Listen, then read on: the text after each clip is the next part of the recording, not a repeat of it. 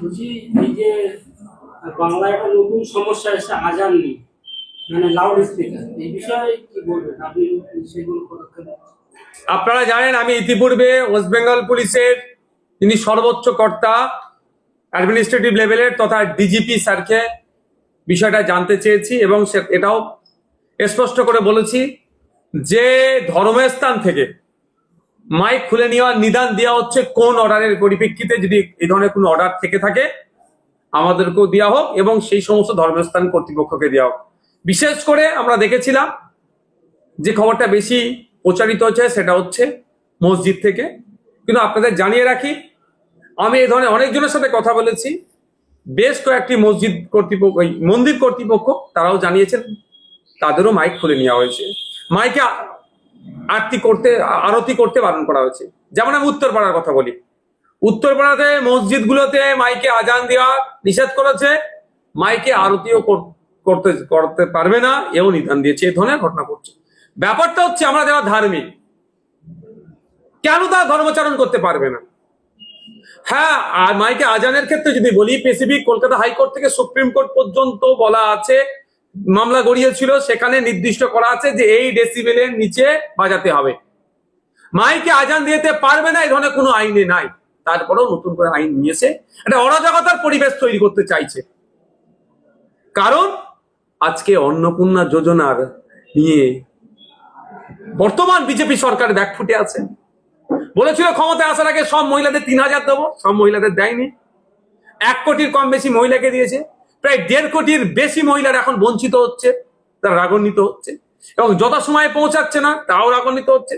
এইটা দিয়ে ধামাচাপা দিতে হবে। কিসের জন্য? তার জন্য কি চেষ্টা প্রথম চালিয়েছিল? তাসলিমা নাসরিনকে নিয়ে এসেছিল। পশ্চিমবাংলার সংখ্যালঘু শুভবুদ্ধি সম্পন্ন মুসলিম সমাজ পাত্তা দেয়নি, ওই শোটা ফ্লপ হয়েছে। 200 ইউনিট বিদ্যুৎ ফিরে যাওয়ার কথা বলেছিল, দিতে পারেনি। এখন সোলারের গল্প শোনাচ্ছে। বছরে এই যে 5 বছরে যে চাকরি দেওয়ার কথা বলেছিল, এখন এই 3 মাস 3.5 মাসের চাকরি যে দেওয়ার তার কোনো প্রসেসই সেইভাবে দেখতে পাচ্ছি না। দিল্লির মতো তেলের দাম হয়ে যাবে বলেছিল, পেট্রোল ডিজেলের হয়নি। 450 টাকায় গ্যাস দেওয়ার কথা বলেছিল। এই ধরনের অনেক প্রতিশ্রুতি দিয়েছিল। সে প্রতিশ্রুতি কোথায়? উল্টে 2.5 মাসের সরকারে প্রায় 50টার কাছাকাছি মহিলা নির্যাতনের ঘটনা আসলো।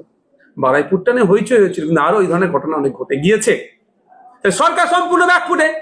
ধর্মীয় উন্মাদনা তৈরি করতে হবে, একটা ঠেলাঠেলি একটা পরিবেশ তৈরি হবে, তাহলে এইদিকে সব মানুষ মাইন্ডকে ডাইভার্ট করে দিয়ে হবে। কিন্তু না, সাধারণ মানুষকে বলবো, আপনারা আইনকেও হাতে তুলে নেবেন না। মন্দির কর্তৃপক্ষ হোক আর মসজিদ কর্তৃপক্ষ হোক, আমার বক্তব্য একদম স্পষ্ট। যদি কোনো প্রশাসনের কেউ খুলতে আসে, বলবেন কি অর্ডার আছে দেখান। যদি ওই একটা অর্ডার দেখাতে পারে 2006 কত, লেটেস্ট হচ্ছে 2026-এরই অর্ডার আছে, সেখানেও বলা আছে 4টে জোনে ভাগ করা আছে: industrial area, commercial area, residential area, silence zone.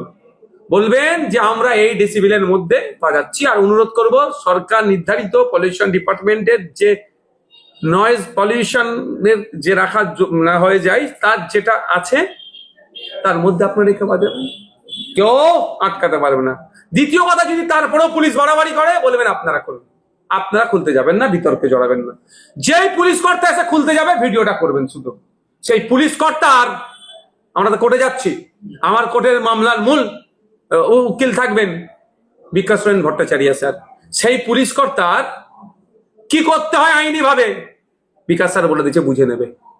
কিন্তু আপনারা, চাই মন্দির কমিটি হোক, মসজিদ কমিটি হোক, বা যে কোনো ধর্মস্থান কমিটি হোক, অনুরোধ করছি আইন কেউ হাতে তুলে নেবেন না। একটা অরাজকতা তৈরির পরিকল্পনা চলছে, সেই ফাঁদে পা দেবেন না। তার বিরুদ্ধে আইনি লড়াই হবে। আমি তো মার্কেটে যাচ্ছি, যেখানে অলরেডি ডিক্লেয়ার আছে সুপ্রিম কোর্ট পর্যন্ত যে এই ডেসিবেল, সেটা আবার নতুন করে কিসে হচ্ছে? সরকার ব্যর্থ হয়েছে সরকার পরিচালনা করতে, সেই জন্য একটা ধামাচাপাদের জন্য এইগুলো করছে। এটা তো কোনো সমস্যা ছিল না, কোনো হিন্দু, সাধারণ হিন্দু বা মুসলমান মন্দিরে ঘন্টা বাজে, মসজিদে।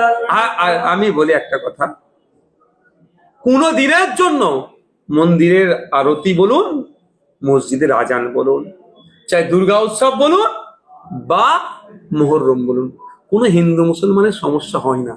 সমস্যা হচ্ছে যারা ধর্মের নামে রাজনীতি করে রাজনৈতিক কারবারিদের জন্য। এই রাজনৈতিক কারবারিদের ট্যাপে পড়ে কিছু সহজ সরল হিন্দু মুসলমান আজকে জড়িয়ে পড়ছে। রাজনৈতিক কারবারিদের সমস্যা হচ্ছে, কোনো হিন্দু মুসলমানের সমস্যা হয় না। মন্দিরে কীর্তন হলে কোনো মুসলমানের সমস্যা হয়? মসজিদে আজান হলে কোনো হিন্দু সমস্যা হয় না?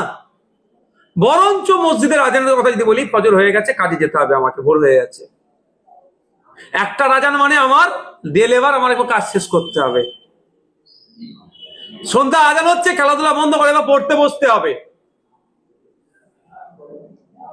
অনেক জায়গায় প্র্যাকটিসটা চলে, এখনো চলে। আপনি গ্রামে চলে যান না, হিন্দু মুসলমানকে প্রশ্ন করুন না, মন্দিরে কীর্তন হলে আপনার অসুবিধা হয়? আরতির আপনার অসুবিধা হয় না? মসজিদে আজান হলে আপনার অসুবিধা হয়? দেখবেন বলে না, আমাদের কোনো অসুবিধা হয় না। আর যদি সাউন্ড পলিউশন বন্ধ করার খুবই ইচ্ছে হয়, তাহলে আগে নিদান দেওয়া হোক রাজনৈতিক নেতাদের যে সভা সমিতিগুলোর নামে যে ডিজে বাজিয়ে হই হই করে, তার বিরুদ্ধে কটা অ্যাকশন নিয়েছে আপনারা দেখেছেন। আমার বক্তব্য, ডিজে নিয়ে এসেছিল, আমি বলছি দা বাড়ি চলে যে আমার প্রোগ্রাম আসতে হবে না। আমি তো ডিজের অনেক বিরুদ্ধে, তা নিয়ে কোনো নেই। বড় বড় ডিজে লাগিয়ে হই হই করছে রাজনীতির প্রোগ্রামে আসার সময়, মাইক সাউন্ড কত তীব্রতা, তা নিয়ে কোনো অসুবিধা নেই। ধর্মকর্ম করছে, ওখানে সুরসুরি দিতে হবে না। এটা ধর্মনিরপেক্ষ রাষ্ট্র অবশ্যই। এখানে ধার্মিকরা যেমন মাথা তুলে বাঁচতে পারবে, যারা ধর্ম মানে না তারাও মাথা তুলে বাঁচতে পারবে, যারা ধর্ম প্র্যাকটিস করে না তারাও মাথা তুলে বাঁচতে পারবে। কিন্তু এখানে ধার্মিকের সংখ্যা বেশি, এটাও সরকারকে মাথায় রাখা দরকার। মুখ্যমন্ত্রী শুভেন্দু অধিকারী বলছে এটা তো আমার বলে লাভ নেই, এটা 2020 সালের হাইকোর্টের রায় আছে, এটা মমতা ব্যানার্জির আমলে তো হয়েছে। আমি আবারও আপনাদের বলছি, মিসগাইডেড হবেন না আপনারা। যে প্রশাসন আসবে তাদেরকে বলবেন একটা কথাই, যদি কোনো ডাকে, মন্দির কমিটি হোক, মসজিদ কমিটি হোক, কোনো ধর্মস্থান কমিটিকে, যে আমরা প্রথম কথা আপনাদের কাছে রিকোয়েস্ট করব, যে 3টে এরিয়া আছে, industrial area, commercial area, silence zone, আর হচ্ছে রেসিডেন্সিয়াল এরিয়া, ওখানে ডে আর নাইট ভাগ করা আছে।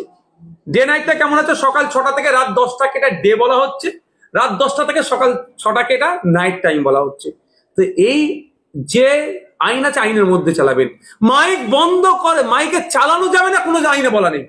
তাহলে উনি যদি ও কথাই বলেন, প্রশ্ন সাংবাদিকদের করা দরকার ওনাকে, যে আপনি তাহলে মাইক খুলে নেওয়ার কথা বলছেন কেন?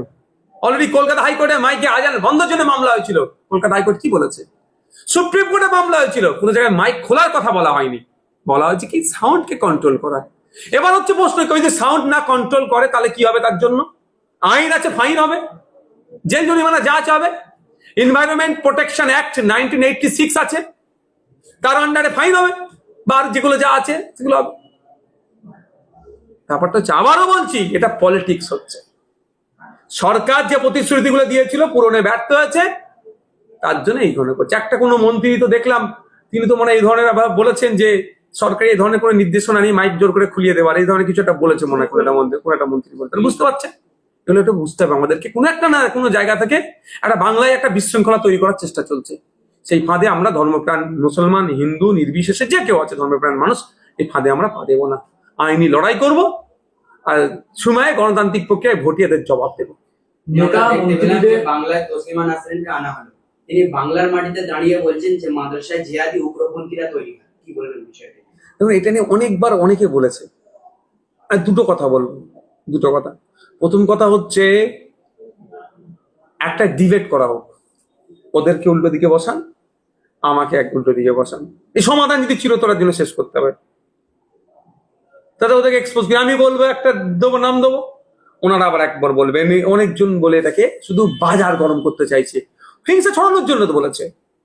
আরে আচ্ছা আচ্ছা, নন মুসলিম, মুসলমান নয়, নন মুসলিম মানুষজন, আইকনিক, যারা ভারতবর্ষের কোনায় কোনায় যাদের চর্চা হচ্ছে, ভারতের বাইরে যাদের নিয়ে চর্চা হচ্ছে, সেই সমস্ত মানুষের মাদ্রাসা থেকে তিনারা পড়াশোনা করেছে। নন মুসলিম, মুসলমানদের কথা বলছি না, শুধু হিংসার বশভূতে কথা বলছি। আর দ্বিতীয় কথা হচ্ছে এদেরকে আপনারা পাত্তা দেবেন না। যত যুক্তি তর্ক দিয়ে বলবেন, এরা দেখবে সে বলে যাবে। পাত্তা দিয়ে বন্ধ করে দেন, এদের খবর দেখানো বন্ধ করে দেন, দেখবে সব ঠান্ডা মেরে যাবে। যেভাবে মিডিয়া থেকে রাজ্যের মুখ্যমন্ত্রী বিনা আমন্ত্রণে তাকে সম্বর্ধনা দিতে, কেন বলুন তো? এইটাই তো হচ্ছে পলিসি। এইটাই তো অবজেক্ট করে সাবজেক্ট তৈরি করতে চাইছে। আপনি মুসলিম সমাজের মানুষ, উনি মুসলিম সমাজের মানুষ, দুটো ক্ষিপ্ত হয়ে উঠবে, দুটো কথা বলবে, কিন্তু শেখ ঘুরে বালি যোগ্য জবাব দিয়েছে মুসলিম সমাজের মানুষ, ঘুরে তাকায়নি। কে সুলেমান নাসরিন এরকম একটা ভাব দেখিয়েছে?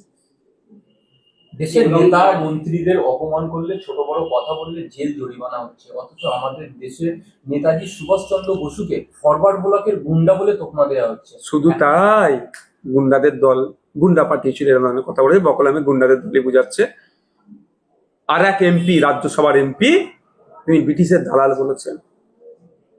আপনার আমাদের যে ফৌজ তৈরি হয়েছিল আজাদ হিন্দ বাহিনীকে কটাক্ষ করেছেন, এবং বিভিন্ন সোশ্যাল মিডিয়া দেখছি এআই ছবি করে ওনার ছবিকে বিকৃতি করে অপমান করছে। আচ্ছা, কোথায় মোদিজির নামে কেউ সমালোচনা করলে ধরে জেলে ভরে দাও, নেতাদের নামে, বিজেপি নেতাদের নামে সমালোচনা করলে ধরে ভরে দাও, আর দেশ নায়ক নেতাজির নামে এত বড় আস্পর্ধা কোথা থেকে পাচ্ছে? বিজেপির অবস্থান কোথায়?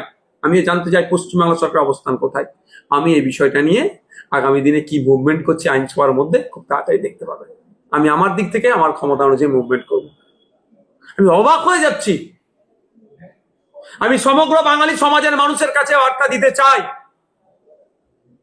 যে আজকে বাংলার মাটিতে দাঁড়িয়ে বাঙালিদের বীর পুরুষ নয়, ভারতের বীর পুরুষ দেশ নায়ক আমাদের নেতাজি সম্পর্কে যারা এই ধরনের বলার সাহস পাচ্ছে কোথায়? আপনি বিজেপি করতে পারেন, আপনি তৃণমূলের বিরোধী হতে পারেন, আপনি আইএসএফ এর বিরোধিতা হতে পারেন, যা আপনার রাজনৈতিক পরিচয় থাকুক, কিন্তু নেতাজিকে যখন অপমান করছে, নেতাজি আর কোনো রাজনৈতিক দলের সম্পদ, সবার আমাদের সম্পদ, আপনি কি করে চুপ থাকতে পারছেন? ও আপনার দল বিজেপি আছে, ক্ষমতায় আছে বলে আপনি চুপ আছেন? তাহলে আপনি নেতাজির থেকেও, নেতাজির কন্ট্রিবিউশনকে আপনি ভুলে যাচ্ছেন। তাই অনুরোধ করব, প্রতিবাদ করুন, সোচ্চার হন। দেখেছি ফেসবুকে বেশ কিছু মানুষজন প্রতিবাদ শুরু করেছে, দিকে দিকে প্রতিবাদ হোক, তাদের বিরুদ্ধে পুলিশ অ্যাকশন নিতে বাধ্য হবে। আমরা বিজেপি সরকারকে বলবো, আপনার প্রশাসন এখনো সুমোটো করছে না কেন, এর জবাব কিন্তু আগামী দিন আপনাদের দিতে হবে। আমরা দেখলাম বিধানসভায় কর্তা হিসাবে দাবি করেন, কিন্তু দেখা যাচ্ছে আসামে হিন্দুদের পাশে একজন মুসলিম দিয়ে দাঁড়াচ্ছে। আমি এটা কিভাবে? বিজেপি হিন্দুদের রক্ষাকর্তা নয়, বিজেপি হচ্ছে কর্পোরেট পুঁজিপতিদের রক্ষাকর্তা হিসাবে পালন। শুধু নাম কাস্তে হিন্দু হিন্দু করতে হবে, নালে এই ভোটটা পাওয়া যাবে না। আপনি যে ক্ষতিগ্রস্ত হয়েছে ম্যাক্সিমাম রাজ্যে দেখো, আরাবলি যে ভ্যালি, আরা ভ্যালি যদি যে ধ্বংস করতে যে অপচেষ্টা চালাচ্ছে, ক্ষতিগ্রস্ত কারা হতো? আশপাশে যে কটা রাজ্য আছে সংখ্যালঘু মুসলমানদের ওদের পার্সেন্টেজ কত, কারা ক্ষতিগ্রস্ত? ম্যাক্সিমাম সংখ্যাগুরু হিন্দু সমাজ। ফরেস্ট রাইট অ্যাক্ট অ্যামেন্ডমেন্ট করে যেটা আদিবাসীদের ক্ষমতা কেড়ে নিতে চাইছে, আদিবাসীকে জোর করে ওরা নিজেদের দিকে কেড়ে টানতে চাইছে। আসামে বন্যা শুরু, সারা দেশও দেখুন না, নিটের পেপার লিকে ক্ষতিগ্রস্ত সব থেকে বেশি করা হয়েছে। সংখ্যার অনুপাতে যদি আপনি দেখেন, এরা হিন্দুদের নয়। বিজেপি হচ্ছে কর্পোরেট পুঁজিপতিদের। আমার কথা রেকর্ড করে রাখুন, এরা হিন্দুদের জন্য নয়। বিধানসভায় দাঁড়িয়ে মুখ্যমন্ত্রী বারবার একটা কথা বলতেন যে এই নেতা, এই মন্ত্রীদেরকে আমি গুন্ডা দমন আইনে জেলে ভরবো, অথচ কলকাতা হাইকোর্ট ওই গুন্ডা দমন আইনটা রাষ্ট্রপতির মদত না পাওয়ার কারণে খারিজ করলো। কি বলবেন, একটা যে আমাদের রাজ্যের মুখ্যমন্ত্রী, সে এই কথাটা বলতে পারে? শুনুন, বিধানসভার ফ্লোরে দাঁড়িয়ে একটা অসত্য কথা বলা যায় না, সংসদের রীতি অনুযায়ী বলা যায় না। দ্বিতীয় কথা হচ্ছে, কোন বিল বিধানসভা থেকে পাস, লোকসভা থেকে পাস হওয়া মানেই সঙ্গে সঙ্গে আইন হয় না। যে বিলটা পাস হলো, রাষ্ট্রপতির সই হলে তারপর সে আইনে পরিণত হয়, তাতে একটা টাইম লাগে। মানে নতুন সরকার এসছে, ধরাকে সরা মনে করেছে। তবে একটা জিনিস বলবো, প্রত্যেকের একটা শেষ হয়। এখন এমন কাজ করবেন না, পরবর্তীতে আপনাকে জবাব দিতে হয়, বেশি ভারী পড়ে যায়। ভোটের আগে আপনাদেরকে কিছু সংখ্যক নেতা দালাল বলে তকমা দিয়েছিল, আজকে তারাই দেখছি মানুষের হয়ে কথা না বলে সংসদে যে রিল ভিডিও বানাচ্ছে। শুধু রিল ভিডিও বানাচ্ছে না, তারা বিজেপির সাথ দিয়েছে, এনডিএ জোটে চলে গিয়েছে। এনডিএটা বিজেপির মূল লিডিং এ আছে, এনডিএ মানে বিজেপি। তারা বিজেপিকে সাথ দিচ্ছে। আর মুর্শিদাবাদের 3 এমপি নাটক করছে, বলছে আমরা এনসিপিআইতে আছি কিন্তু এনডিএতে নেই। আর সাহস থাকলে এনসিপিআই থেকে বেরিয়ে আসুন, তাহলে তো জানবো। নাটক করছে।